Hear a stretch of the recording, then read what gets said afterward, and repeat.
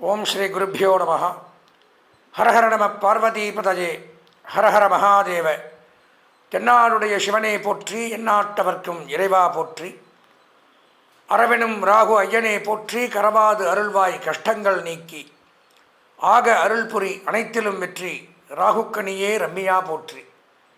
கேதத்தேவே கீர்த்தி திருவே, பாதம் போற்றி பாபம் தீர்ப்பாய், வாதம் வம்பு வழக்குகளன்றி கேதத்தேவே கேண்மையாய் ரட்சி.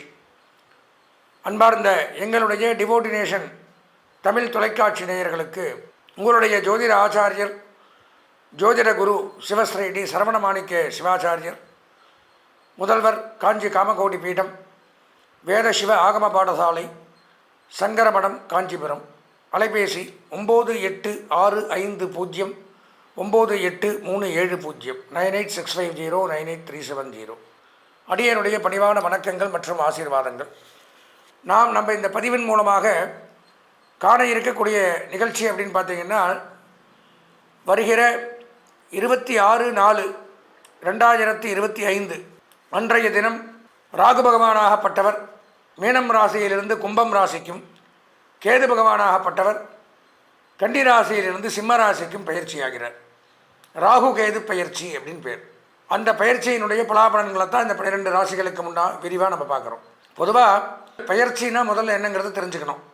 அதாவது பயிற்சி அப்படின்னால் இடம் மாறுதல், ஒரு இடத்த விட்டு இன்னொரு இடத்துக்கு போகிறது அப்படிங்கிறது பேர் பயிற்சி. அப்போது கோச்சார பலன்கள் அப்படிங்கிறது தான் இந்த இடப்பெயர்ச்சியை பற்றி நாங்கள் சொல்கிறோம். கோ அப்படின்னா கிரகங்கள். கிரகங்கள்னால் யார்? சூரியன், சந்திரன், அங்காரகன், புதன், குரு, சுக்கிரன், சனி, ராகு, கேது, இப்படி 9 கிரகங்கள். சாரம் அப்படின்னா நான் சொன்ன மாதிரி இடம் மாறுதல், பயிற்சி ஆகுதல்னு அர்த்தம். இப்போ கிரகங்களுடைய இடம் மாறுதல் அப்படிங்கிறது தான் குறிக்குது. அப்போது இந்த கிரகங்கள் எங்கே இடம் மாறுது அப்படின்னு பார்த்தீங்கன்னா, அதாவது ஒவ்வொரு கிரகமும் இவ்வளோ நாளைக்கு தான் ஒவ்வொரு ராசியில் தங்கும் அப்படிங்கிறது கணக்கு இருக்குது. இப்போ சூரிய பகவான் அப்படின்னு எடுத்துட்டால் 1 மாத காலம் ஒரு ராசியில் தங்குவார், அப்புறம் அடுத்த ராசிக்கு போயிடுறார். ஒன்றும் வேண்டாம், நாமெல்லாம் இருக்கோம், ஒரு ஷாப்பிங் போகிறோன்னு வச்சுக்கோங்க.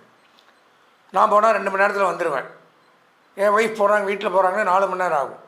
பக்கத்து வீட்டுக்காரன் போனால் காலையில் சாயந்தரம் வரைக்கும் அங்கேயே இருப்பான். நீங்கள் போனால் 1.5 நாள் ஆகலாம். ஒவ்வொருத்தருக்கும் ஒவ்வொரு கணக்கு, ஒரு வேலைக்கு இருக்குது. ஒரே வேலையை போனோடனே ஒரு ட்ரெஸ் வாங்க போகிறோம், பானோடனே எடுத்துகிட்டு வந்துடுவோம் 5 நிமிஷத்தில். ஒரு கடையவே தேடி கண்டுபிடிச்சி ஒரு 4 பூரா எடுக்கிறோன்னு இருப்பான். அந்த மாதிரி அந்த அளவுகள்.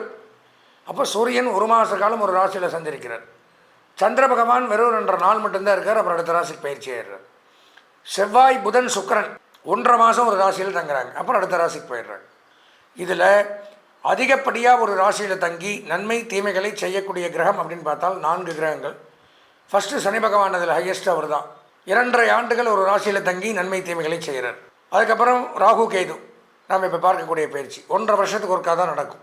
1.5 ஆண்டுகள் ஒரு ராசியில் இருப்பாங்க, அப்புறம் தான் அடுத்த ராசிக்கு போகிறாங்க. அடுத்தது குரு பகவான் 1 வருஷம் ஒரு ராசியில் தங்குறார். இதில் என்ன பியூட்டின்னு பார்த்தீங்கன்னா, இந்த மற்ற 7 கிரகங்களுக்கும் சொந்த வீடு அப்படிங்கிறது உண்டு.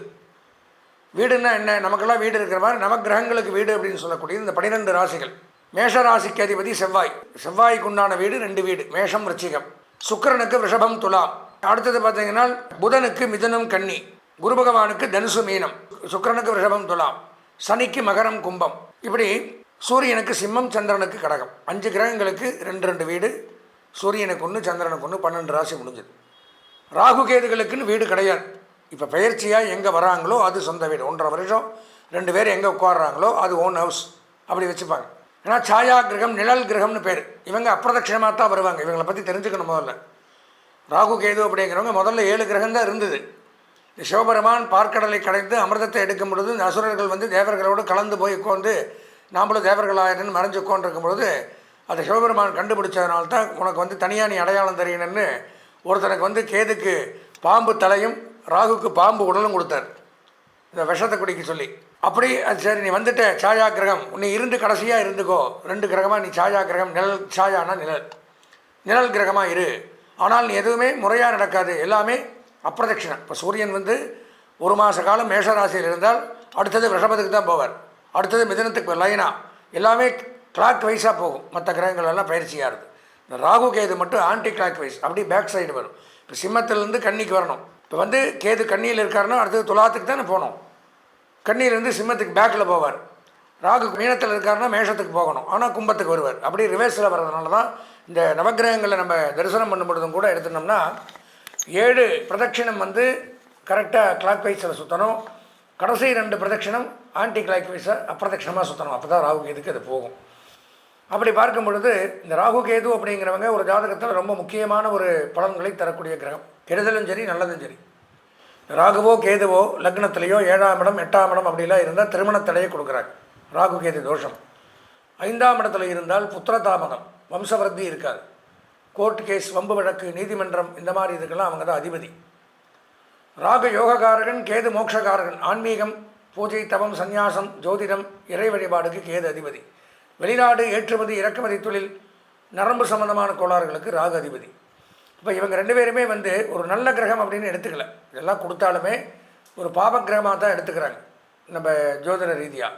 இப்போ அவங்களுடைய பயிற்சி அப்படின்னு பார்க்கும் பொழுது நான் சொன்ன மாதிரி 16/4/2025 சனிக்கிழமை இன்றைக்கி நடக்குது. அப்போ அன்றைய தினம் ராகு பகவான் கும்பராசிக்கு வரார். கும்பத்துக்கு ஜென்ம ராகு. கேது பகவான் சிம்மத்துக்கு போகிறார், ஜென்ம கேது. அப்பேற்பட்ட இந்த ராகு கேது பயிற்சி நம்ம 12 ராசிகளுக்கும் என்னென்ன நன்மை தீமைகளை செய்ய போகிறது அப்படிங்கிறது தான் இதில் நான் பொதுவாக கோச்சார ரீதியாக பார்க்குறோம். இது பொதுவான பலன்கள் தான். அது போக அவரவர்களுக்கென்று சொந்த ஜாதகம்னு ஒன்று இருக்கும். அந்த சொந்த ஜாதகத்தில் இந்த ராகு கேது எங்கே இருக்காங்க, நன்மை தரக்கூடிய இடத்துல இருக்காங்களா, தீமை தரக்கூடிய இடத்துல இருக்காங்களா, அதெல்லாம் வச்சு தான் முழுமையாக 100% பலன்களை நம்ம தெரிஞ்சுக்கொள்ள முடியும். இதில் நல்லா இருந்து அதில் சரியில்லை, அதில் நல்லா இருந்து இதில் சரியில்லைனாலும் பலன்களை தெரிஞ்சுக்கொள்ள முடியாது. அப்போ என்ன பண்ணணும்னா இந்த பதிவையும் நீங்கள் பார்க்கணும். அதே சமயம் இதை 100% இதுதான் நமக்கு ராகு கேது பயிற்சி இப்படி தான் நடக்குங்கிறதையும் எடுத்துக்க முடியாது. சொந்த ஜாதகத்தையும் பார்க்கணும். இந்த மாதிரி ஒரு பயிற்சி காலங்களில் அவசியம் சொந்த ஜாதகத்தை பார்க்கணும். இப்படி சொந்த ஜாதகத்தை பார்க்க விரும்பக்கூடிய அன்பர்கள் இந்த ஸ்க்ராலிங்கில் என்னுடைய நம்பர் வரும், நானும் சொல்லியிருக்கேன். 9865098370. இந்த எண்ணிற்கு தாராளமாக உங்கள் ஜாதகத்தையோ பெயர், பிறந்த இடம், பிறந்த தேதி, பிறந்த நேரம் இதை அனுப்பிச்சி வச்சு குருதட்சிணையை கொடுத்து முழுமையாக உங்கள் ஜாதகத்தை துல்லியமாக கணித்து பார்த்து இந்த 1.5 வருஷத்துக்கு இந்த ராகுவும் கேதுவும் நமக்கு என்ன பலாபலன்களை தராங்க அப்படிங்கிறதையும் தெரிந்துட்டு இந்த ராகு கேது பயிற்சியினால் சகல நன்மைகளையும் பெற வேண்டும் என்று கூறி தொடர்ந்து 12 ராசிகளுக்கும் உண்டான பலாபலன்களை விரிவாக காண்போம். அன்பார்ந்த எங்களுடைய உத்திராடம், திருவோணம், அவிட்டம் ஆகிய நட்சத்திரத்தில் பிறந்த மகர ராசி நேயர்களுக்கு வருகிற 26/4/2025 அன்றைய தினம் சனிக்கிழமை மாலை 4:30 மணி அளவிலே ராகு பகவான் மீனராசியிலிருந்து கும்பராசிக்கும், கேது பகவான் கன்னிராசியிலிருந்து சிம்மராசிக்கும் பயிற்சியாகிறார். அப்படி பயிற்சியாகிறது ராகு கேது பயிற்சின்னு சொல்கிறோம். 1.5 வருஷத்திற்கு ஒரு முறை, 1.5 ஆண்டுகளுக்கு ஒரு முறை பயிற்சியாவார். அப்படி பயிற்சியாகிற தருவாயில் மகர ராசியான நமக்கு இந்த ராகு கேதுக்கள் என்ன பண்ண போகிறாங்க இந்த 1.5 வருஷம், நன்மையா தீமையா அப்படிங்கிறத தான் பார்க்குறோம். ஒன்று நல்லா தெரிஞ்சுக்கணும். அதாவது ராகுவும் கேதுவும் சேர்ந்து நல்லது பண்ணுறதுங்கிறது அரிது. ஒன்று நல்லது பண்ணால் ஒன்று கெட்டது பண்ணும், இல்லை 2ம் கெட்டது பண்ணும். ராகுவும் கெட்டது பண்ணும், கேதுவும் கெட்டது பண்ணும். அப்படி வேணால் நிறையா இருக்கும். அப்போது நமக்கு மகர ராசிக்கு 2ஆம் இடம் அப்படிங்கிற இடத்துக்கு ராகு பகவான் வருகிறார். 8ஆம் இடம் அப்படிங்கிற இடத்துக்கு கேது பகவான் வர்றார். இப்போ என்ன நன்மை தீமைகள்? 3000 ஆண்டுகளுக்கு முன்பாக வாழ்ந்த 18 சித்தர்களில் ஒருவரான புலிப்பாணி சித்தர் என்ன சொல்கிறார் பலாபலன்கள் அப்படிங்கிறத பார்க்குறோம். நான் சொல்லலை, இதனுடைய பலாபலன்கள்லாம் ரிஷிகள் முனிவர்கள் சொன்னது. ராகு பகவான் 2ஆம் இடத்திற்கு மகர ராசிக்கு வருவதனால் தன நாசம் ஏற்படும். தனம்னா சேமிப்பு, பொருளாதாரம் கரையும், பொருள் நஷ்டம், தன இழப்பு, சேர்த்து வச்சதை இழக்கணும், திருட்டு பயம், அதிகமாக வெட்டி செலவு, தேவையில்லாத செலவு, ஊதாரித்தனமான செலவு, இதெல்லாம் பண்ணுறோம்.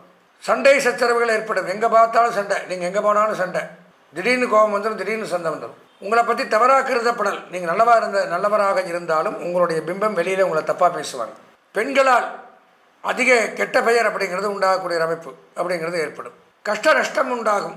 கஷ்ட நஷ்டங்கள், தேவையில்லாத கஷ்டம் நஷ்டம் இதெல்லாம் உண்டாகும். கௌரவ பழுது உண்டாகும். நம்ம மான மரியாதைக்கு கேடு. இவ்வளோ நாளாக சேர்த்து சம்பாரித்து வச்ச பெயர், புகழ், கௌரவம் அழிஞ்சு போயிடுது. தேவையில்லாத பழி பாவங்களுக்கு ஆளாகிறது. அபவாதம், படிச்சொல், கோர்ட் கேஸ், நீதிமன்ற பிரச்சனைகள், கிரிமினல் வழக்குகள், சிறைப்படுதல் இதெல்லாம் வருது. வீடு மனை போன்றவை இடிஞ்சு போகிறது. வீடு இடிஞ்சு போயிடுறது, மனை அழிஞ்சு போயிடுறது. அந்த மாதிரி தீ பாதிப்பு, நெருப்பு பயம் இதெல்லாம் உண்டாகுமா. குடும்பத்தில் பிரச்சனை, மனஸ்தாபம், கடுமையான செலவு இதெல்லாம் கொடுக்குறாரு. இருந்தாலும் இரும்பு சம்பந்தமான தொழில் பண்ணுறவங்களுக்கு நன்மை. தொழிற்சாலைகள், factory, foundry, industries, oil mill, petrol bunk, leather work, lathe work, rubber work, welding work, building construction, இந்த மாதிரி தொழில், ஹார்ட்வேர்ஸ் வியாபாரம், இவங்களுக்கு ராகு நன்மையை கொடுப்பார். மொத்தமாக ராகு வந்து மகர ராசிக்கு 50 மார்க் போடுவேன், ஒரு 10 மார்க் போடலாம், அவ்வளோதான். கேது என்ன பண்ணுறாங்கிறத பார்ப்போம். கேது வந்து மகர ராசிக்கு 8ஆம் இடத்துக்கு வர, அதுவும் நன்மை கிடையாது. பெண்களால் கெட்ட பெயர் அவசியம் ஏற்படும், அவரும் அதான் போட்டிருக்கார் ராகவும். பெண்கள்கிட்ட ஜாக்கிரதையாக பழகணும். பெண்களால் கெட்ட பெயர் ஏற்படும், பெண்களாக இருந்தால் ஆண்களால் கெட்ட பெயர். பொருள் நஷ்டம் உண்டாகும், சேமித்த பொருள் தொலைஞ்சு போகும், நாமளே விற்று சாப்பிட்றது வேறு வழி இல்லாமல் நஷ்டம் உண்டாகும். பழி பாவங்களுக்கு ஆளாக நேரிடும். படமரத்து கடையில் நின்று பால் குடித்தாலும் பார்க்குறவங்க கண்ணுக்கு கல்லுன்னு தான் தெரியும். அந்த மாதிரி பழி பாவங்கள், தேவையில்லாத ஒரு அபவாதம், பிளேம்ஸ், இதுக்கெல்லாம் ஆளாகணும். எதிர்பாராத விபத்தும் ஏற்படும், ஜாக்கிரதையாக இருக்கணும். வண்டி வாகனங்களில் பொறுமையாக போகணும். அங்கஹீனம், அங்கம்னா என்ன? உடல். ஹீனம்னா குறைவு. உடலில் ஏதாவது அடிபடும், உடல்நல குறைவு, அங்கஹீனமே ஏற்படும், ஜாக்கிரதையாக இருக்கணும். அங்க குறைபாடு, உடல் குறைபாடு ஏற்படும் அப்படிங்கிறது தான் சொல்ல அங்கஹீனம், பார்த்துக்கணும். அரசாங்கம், அரசாங்கத்தில் தலையிடவே கூடாது, அரசியலில் ஈடுபடவே கூடாது. யார்? மகர ராசிக்காரங்க. 1.5 வருஷத்துக்கு தலை காட்டவே கூடாதுன்னு போட்டிருக்கார் ரிஷி. அரசு வேலையில் இருந்தாலும் ஜாக்கிரதையாக வாய மூடி நம்ம வேலை என்ன உண்டோ அதை மட்டும் பார்த்துட்டு வந்துடணும். தேவையில்லாத விஷயங்களில் தலையிடக்கூடாது. இல்லாட்டி பிரச்சனைகள், வம்பு வழக்குகள் கண்டிப்பாக வரும். நண்பர்கள், உறவினர்கள் விலகி நின்று உங்களை பலப்பரீட்சையில் ஈடுபடுவார்கள். நீங்கள் படுற வேதனையை பார்த்து வேடிக்கை பார்த்துட்டு எகத்தாளமாக சிரித்து கைத்தட்டி சிரித்து உங்களுக்கே ட்விஸ்ட் பண்ணுவாங்க. அந்த மாதிரி அமைப்புகள் உண்டாகும். எது எடுத்தாலும் தடங்கள், தாமதம், உடல்நிலை பாதிப்பு.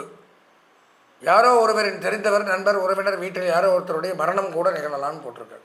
இப்போ சுத்தமாக சரியில்லை மகர ராசிக்கு ராகு கேது பெயர்ச்சி. இப்போ என்ன பண்ணணும்? சொந்த ஜாதகம் பார்க்கணும். சொந்த ஜாதகத்தில் இந்த ராகுவும் கேதுவும் நன்மை தரக்கூடிய இடத்துல இருந்தால் இந்த கோச்சார பலன்களை பற்றி கவலைப்பட வேண்டாம். அதுலேயும் மோசமாக இருந்தால் இதெல்லாம் அனுபவிச்சு தான் ஆகணும். நாம் இது வரைக்கும் வருகின்ற 26/4/2025 அன்று நடைபெறக்கூடிய ராகு கேது பயிற்சியினுடைய முழுமையான பலாபலன்களை பார்த்தோம். நான் முதல்ல சொன்ன மாதிரி இந்த ராகு கேது பயிற்சிங்கும் பொழுது ராகு நல்லது பண்ணால் கேது கெட்டது பண்ணும், கேது நல்லது பண்ணால் ராகு கெட்டது பண்ணும். ரெண்டும் சேர்ந்து ஒரு ராசிக்கு நன்மைங்கிறது பண்ணுறது அவ்வளோ சுலபம் அல்ல. இருந்தாலும் ஏதோ ஒன்று பேலன்ஸ், ஒன்று பிரச்சனையை கொடுக்கும், ஒன்று நன்மையை கொடுக்கும். இது வரைக்கும் நம்ம பார்த்தோம். நான் முதல்ல சொன்ன மாதிரி பார்த்தது அப்படிங்கிறது ஒரு பொதுவான பலன்கள் தான். இது மேஷராசின்னா மேஷராசியில் பார்க்குற நீங்கள் மட்டும் பிறங்கலை, உங்களை மாதிரி பல கோடி பேர் பிறந்திருப்பாங்க.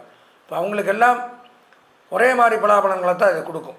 அது போக நம்ம சொந்த ஜாதகம் தான் நமக்கு மட்டும் இண்டிவிஜுவலாக இந்த இப்போ நான் சொன்ன இந்த பலாபலன்கள் அப்படிங்கிறது 99.1 தான். இது மீதி இருக்கிற 98.9 அப்படிங்கிறது உங்கள் சொந்த ஜாதகம்.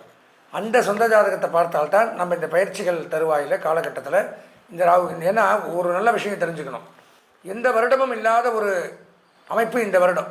சனி பயிற்சியும் நடக்குது, ராகு கேது பயிற்சியும் நடக்குது, குரு பயிற்சியும் நடக்குது. 2.5 வருஷத்துக்கு ஒருக்கா தான் சனி பயிற்சி, அதுவும் நடக்குது. ராகு கேது பயிற்சி 1.5 வருஷத்துக்கு ஒருக்கா, குரு பயிற்சி 1 வருஷத்துக்கு ஒருக்கா. இந்த நாளும் இந்த மாதிரி சம்பவிக்கிறது அப்படிங்கிறது வந்து ஏதோ ஒரு காலத்தில் தான் நடக்கும். இந்த நாளுமே இந்த வருஷம் நடக்கிறதுனால ஒரு சொந்த ஜாதகத்தை பார்த்தால் இந்த 4 பயிற்சியினுடைய பலன்கள் எப்படி இருக்குது, இதுதான் முக்கியம். ஆனால் வருஷக்கணக்கில் ஒரு ராசியில் தங்கி நன்மை தீமைகளை செய்யக்கூடிய கிரகங்கள் இந்த நாளும் தான். நான் சொன்னதுங்கிறது ஒரு கோச்சார பலன், பொதுவான பலன் தான். புலிப்பாணி சித்தர்கள், இந்த மாதிரி மாண்டல்ய மகரிஷி, யவனேஸ்வரர், ஜோதிட அரிச்சுவடி, இந்த மாதிரி நூல்கள்லாம் இருந்து பொதுவான பலன்கள் இப்படி இருக்குங்கிறத தெளிவாக தெரிஞ்சிடணும். இதுக்கும் மேலே 98.1 பலன்கள் அப்படின்னு எடுத்துக்கிறதுனா நம்ம சொந்த ஜாதகம் தான். அப்படி சொந்த ஜாதகம் பார்க்க விருப்பமுடைய அன்பர்கள், நான் முதல்ல சொன்ன மாதிரி என்னுடைய அலைபேசிக்கு இந்த ஸ்க்ராலிங்கில் வரும், தாராளமாக தொடர்பு கொண்டு இந்த 4 பயிற்சியினுடைய பலன்களையுமே தெரிந்து கொண்டு என்ன அதுக்கு பரிகாரங்கள் பண்ணணுமோ பண்ணிட்டு இன்னும் 2.5 வருஷத்துக்கு எந்த ஒரு துன்பங்களும் இல்லாமல் நல்லபடியாக வாழணும்னு பகவானை பிரார்த்தனை பண்ணி ஆசீர்வதித்து விடைபெறுகிறேன். நன்றி, வணக்கம்.